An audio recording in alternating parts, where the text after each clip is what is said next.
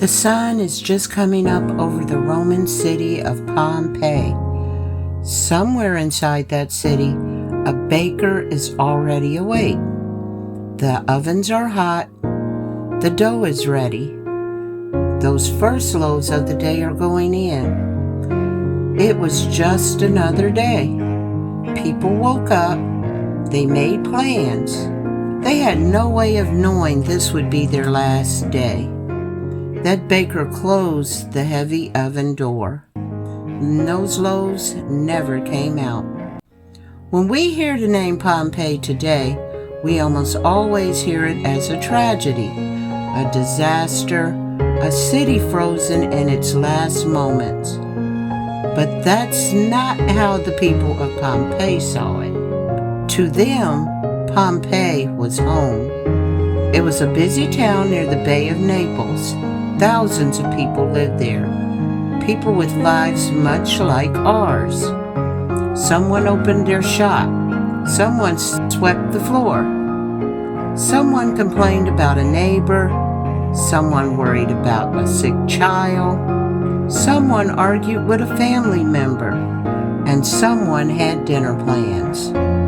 Because disasters don't happen to ruins, they happen to people. Now, Mount Vesuvius had always been there.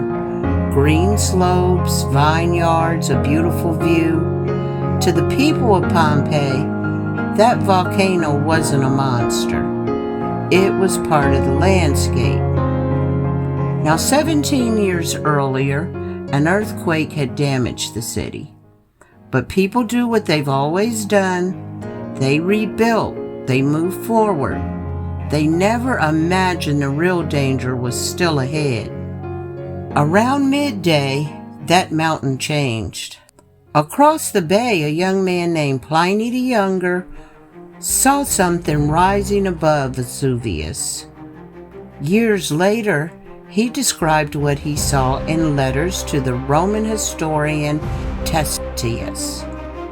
He compared it to a pine tree, a tall column spreading outward on top.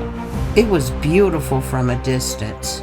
But in Pompeii, the first signs were confusing. Ash had begun falling. At first, it wasn't clear what was happening. Just something strange. Small pieces of pumice falling from the sky. Curiosity soon turned to fear. But the ash continued. And then came the stones. Now they had to decide what to do. Stay or leave. So history shows people responded in very different ways. Some gathered their families up. Some grabbed the things they couldn't bear to leave behind. Some stayed, hoping it would pass. Others ran. What do you think your first instinct would have been? Pliny would later describe a darkness deeper than an ordinary night. That eruption continued for hours as the ash covered the streets and roofs of their homes began collapsing under the weight. Then came the thing that would seal Pompeii's fate. Not lava. A wave of gas, ash, and rock raced toward the city, moving faster than a horse could run. Hot enough to kill before the body even understood what was happening. One moment there was life, the next moment there was silence.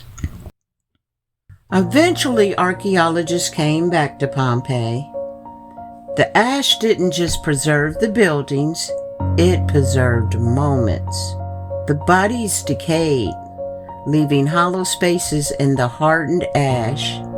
In the 1800s, archaeologist Giuseppe Ferrelli poured plaster into those spaces, creating casts that showed the positions people were in when they died.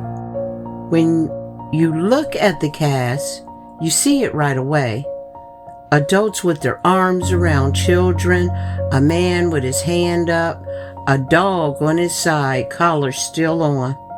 A quiet reminder that Pompeii was not only a city of buildings, it was a city of relationships. And Pompeii left behind other clues. One example was the date.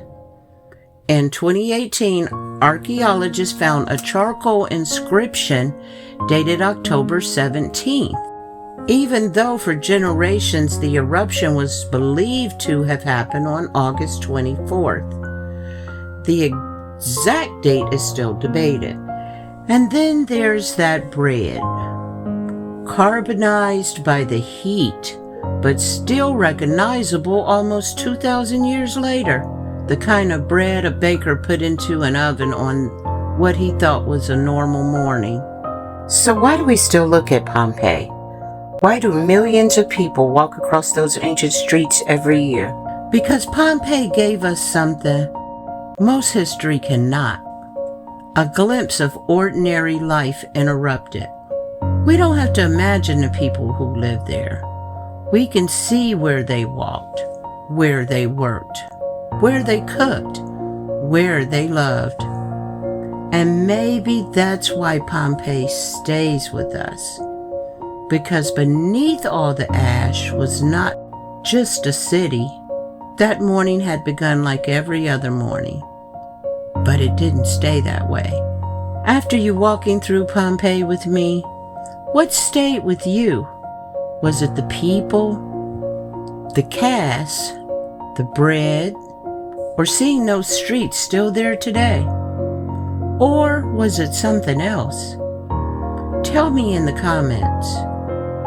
Thank you for coming with me, and if you enjoy this story, please like, subscribe, share, and until next time, keep chasing the shadows.